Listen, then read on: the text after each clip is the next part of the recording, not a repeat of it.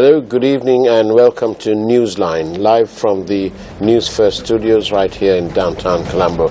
And joining me tonight is Director of News, English News, Shamir Rasuldeen. Good evening to you, Faraz. And it's a jolly good thing to see you here. And also joining us is Mr. Sarat Mayadunne, the candidate from the national list of the JVP, former Auditor General for 6 years. And service in the department from 78 to 2006. 73. Wonderful. Yeah. From 73. Yeah. Thank you for joining our network. Yeah. It's a pleasure having you. Good evening. Yes. Today we are greeted with the somewhat sensational news that the former chairman of the SEC, Dr. Nalaka Gudeheva, has been named by the FCID at the Fourth Magistrates Court as being a suspect and is wanted for questioning by the FCID in a matter of a 5 million rupee donation made to a organization. Along with him, named in the same matter, is the Deputy Director General, former Deputy, or the current Deputy Director General of the SEC, Mr. Damika Pereira, and one other person as well. This is followed by the information that the Elections Commissioner has written to the FCID asking that if it is possible to delay the questioning of Mr. Gudeheva, who apparently is involved in a political matter, in response to a complaint that has been received by the Elections Commissioner from another organization. Shamir, it sounds to me that this is justice on hold. Why is it that justice should be put on hold? Absolutely correct for us. Justice on hold. Why should the justice be put on hold? Now, a very good question for us. You brought the matter up with relating to Nala Gudeheva. He was appointed as the chairman of the Securities and Exchange Commission since the year 2012. August, he has been serving as the chairman for many years. Now, this individual's track record in terms of the SEC chairman and what he did during his tenure as SEC chairman has come into question on many occasions for us, and you will bear testament to what I'm saying right now. And we saw the man in which recently addressing a media briefing, he said something very interesting with regard to the bond transaction. He said that during the time of Ajit Nivar Cabral, who we know as the former governor of the central bank, he said Ajit Nivar Cabral's sister was the director of this company. Central bank bond, treasury bond issue worth 3.25 billion rupees, which the perpetual treasury received 27 million rupees, that is just 0.8%. We're talking about public's money at the end of the day for us. Yes. Maybe 27 million, maybe 30 million, maybe even 1 million rupees. It's the public's money that is at stake. We're talking about integrity. We're talking about how people should govern the central bank, and whenever the integrity of a governor has come into question, John Exter has said that person has to step down, and we have not seen it in the past, nor did we see it after the 26th February transaction this year as well for us. I think it's worth clarifying that the 27 million that you mentioned is actually the amount that perpetual treasuries had bid through the system. But for us, at the end of the day, it's a sister who was the chairman or who was the director of the holding company at the end of the day. Yes, I think the danger here, Shamir, is that by focusing in something that is actually not relevant to this 30-year bond, the sister was a director in the company that owned the operating company. So Perpetual Treasuries had an ownership. She was a director, but it's equally important to know that the ownership of that holding company was between a father and son in equal proportion. Now, as a director, of course, she wouldn't have had any overbearing influence on the operation of the subsidiary company. But that is something very difficult to substantiate for us in terms of interest, in terms of involvement. That is something very difficult to establish. You see, the danger but at the end of the day for us, the integrity of the former governor also came into question many times. Absolutely. And let's talk about the John Exter's report. He says that if an individual's integrity has come into question, that person should not be able to serve as the governor of the central bank. Same thing applies with the current governor as well. We saw the manner in which the 30-year bond issue, which we spoke of on many instances on our networks as well. Yes. The integrity of the governor of the central bank came into question, and that is why he should step down from his post. And we are uniquely placed this evening to talk about integrity, because we have none other than the former Auditor General, Mr. Sarat Mayadune. What do you make of this questionable integrity in terms of this bond, for example? When you manage, when you administer public finance, actually integrity is a must. For that one, I think there's no question. It should be there. In this particular case also, public accountability is very relevant. When you say public accountability, the parliament is the body finally accountable to general public, as the full control over public finance rests on the parliament. Therefore, parliament is the direct accountable body to general public. In addition to that, as per our Article 42 of our Constitution, the Cabinet of Ministers also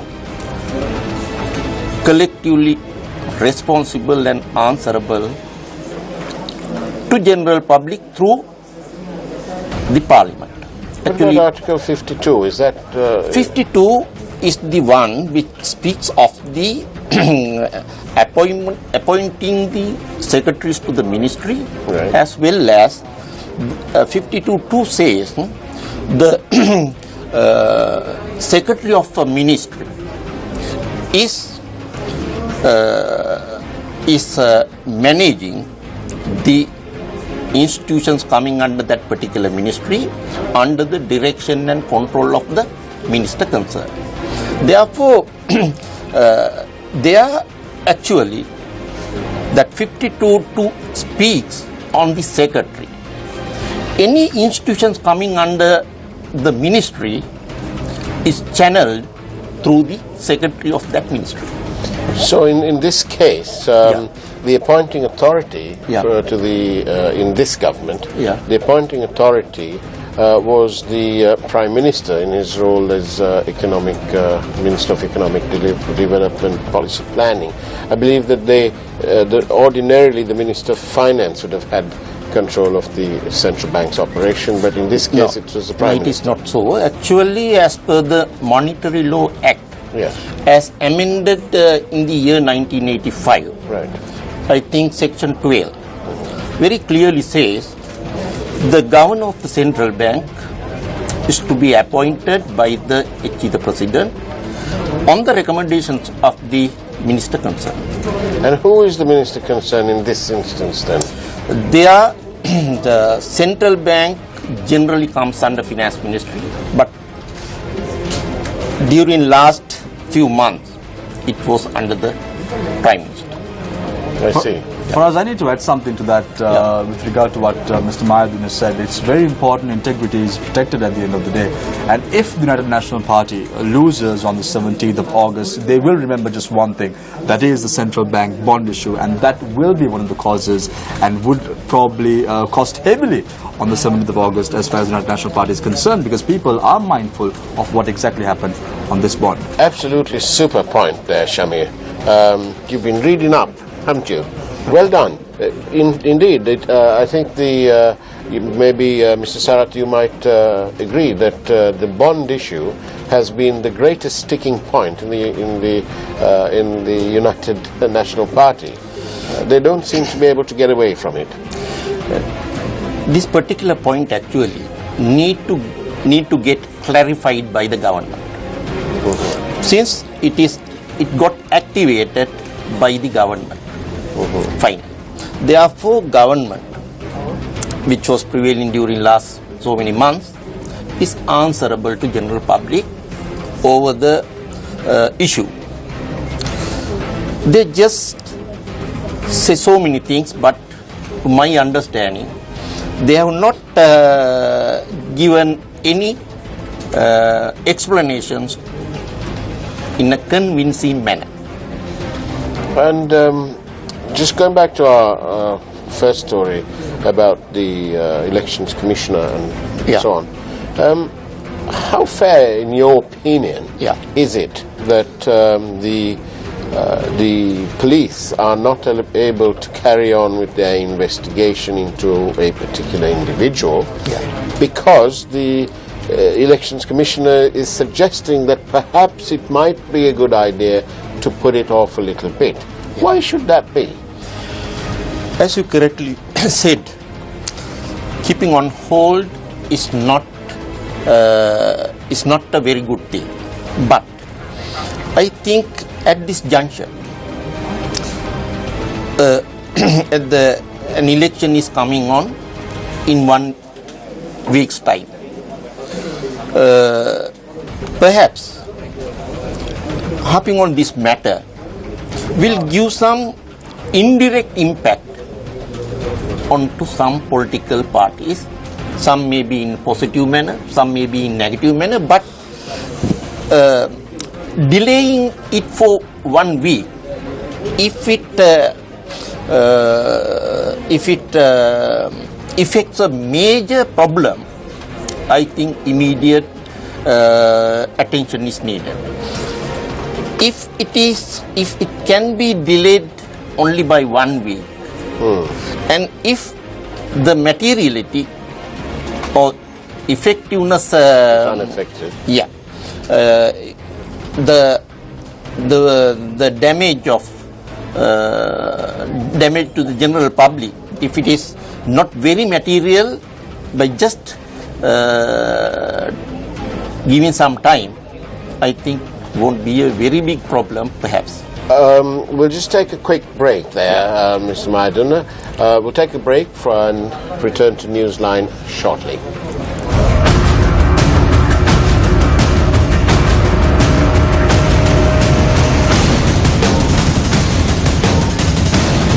And welcome back to Newsline with Sarat Mayadunne and Shamir Rasuldeen today. A progressive Sri Lanka.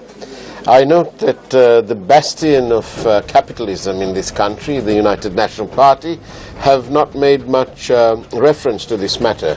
But there are 360,000 births in this country on average per year. 60,000 children leave school at grade 10, leaving around 300,000 looking for jobs. 20,000 civil servants, public servants retire each year.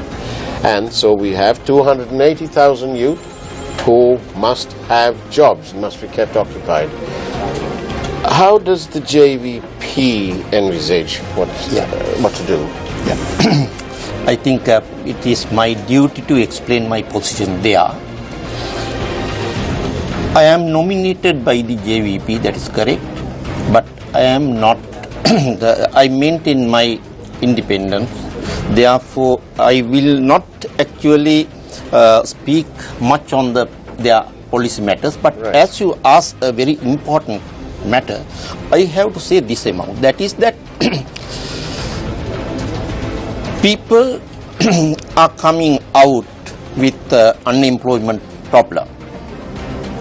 Since a lot of people annually get into this workforce, but they are not getting proper opportunity to work.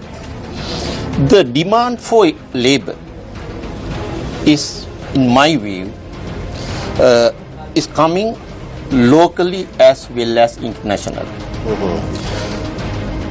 And that depends mostly on not academic qualifications, but on the vocational sectors.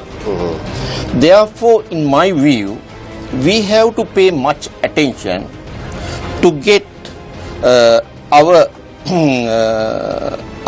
new younger generation onto various vocational sectors, giving opportunity in IT section, in so many engineering or carpentry or likewise, so many sectors are there. They have their market. locally as well as internationally. First, I think Mr. Madden is saying something very interesting with regard to creating job opportunities. I read the manifestos of the two main political parties, that is the Janata Vimukti Peramuna, the United National Party, and also the United People's Freedom Alliance, all three manifestos. However, it's quite interesting to see how the United National Party comes up with a X number of figure, let's say 300,000 employment opportunities will be created, and the UPFA says we are doubling it up to 600,000. I'm just bringing an example, but the most important point is for us, how are we going to generate these jobs? Who are we fooling? It's not the public anymore. We're fooling ourselves. Well, and when manifestos are made, these things have to be kept in mind. You make a very good point there. As the per capita GDP of this country rises, foreign companies, industries will seek to relocate in countries that will cost them cheaper. For example, in Bangladesh, I think their GDP is around the $1,000 mark. We've got around 4,000. So Sri Lanka is expensive in terms of that. So therefore, what's the answer? The answer should be, instead of having these 100 economic centers, for example, one must encourage the service sector. And the service sector, to do that, the service sector needs office space. And in Sri Lanka, we don't have enough office space.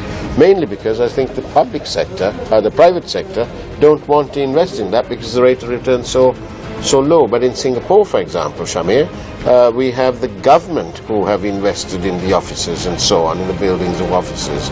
But the JVP manifesto actually says that should they come into power, they are committed to building 30 million square feet of And again, for us, space. the question is, the Janata Vimukti Peramuna, will they ever be able to form a government in the country? Mr. Mayadun, I think that needs an answer. Will the JVP be able to form a government? Frankly, I believe they will do it, but not right now. The thing that when you look at the overall picture, the two major parties might get hand in hand after this election. Under the president, SLSP front will come along with the front of UMF, that is led by Honorable Prime Minister right now, and they will form a government.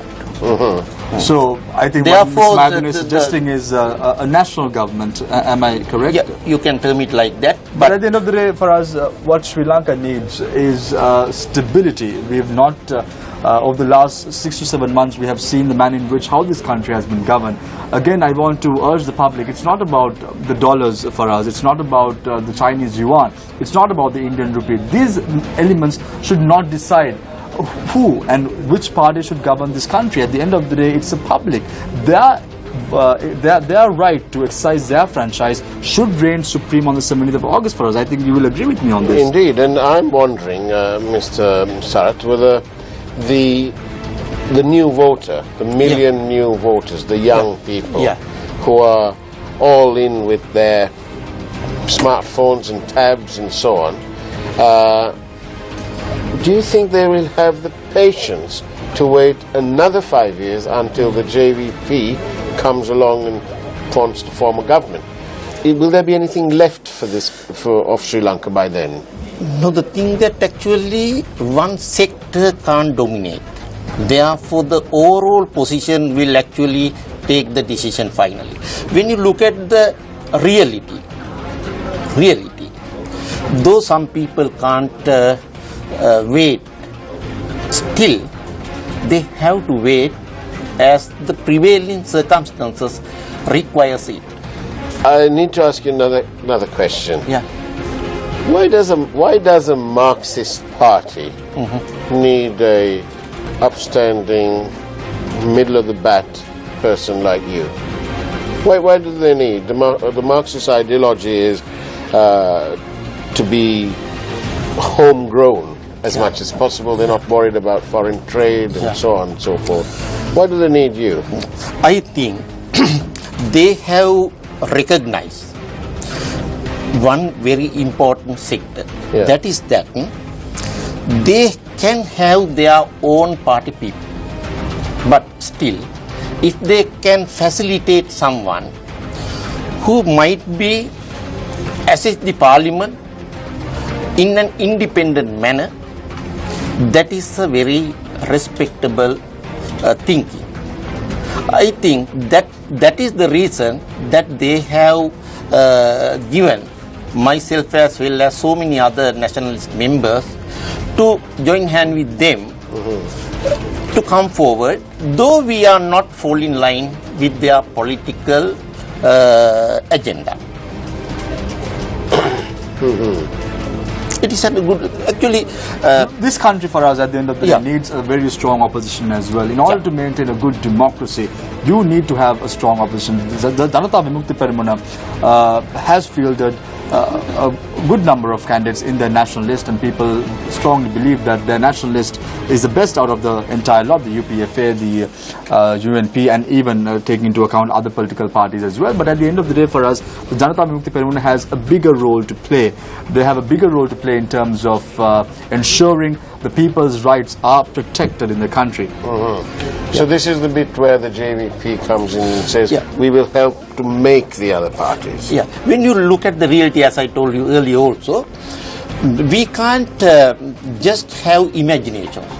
The reality is that, to my understanding, right now, it might get changed during the coming few days, but still,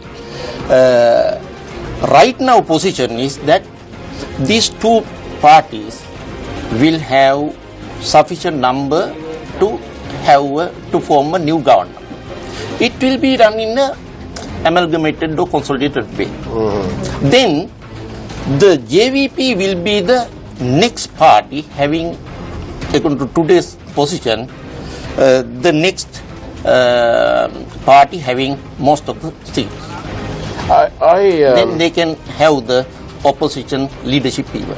I seem to recall that the JVP came in and helped the other parties to form a government, to provide a backbone, and then halfway in between they left, saying that the principles aren't any good. Yeah.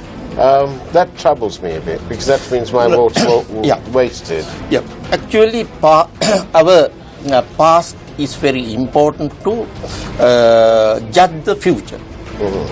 But we have to understand this problem in a critical manner. We have to understand the current position as well as the past position and predict the future position. Therefore, in my view, with my conscience, I believe that there may be some errors or wrong decisions past, but it doesn't mean that those things will reoccur. Thank you very much, Mr. Sarat Mayadunne, for joining us, and thank you, Shamir. Nice to have nice having you here. Yeah. I thought that because it's election time, we'll leave you with this thought for this evening. Never trust what you can only see. Even salt looks rather like sugar. On that note, good night and God bless you.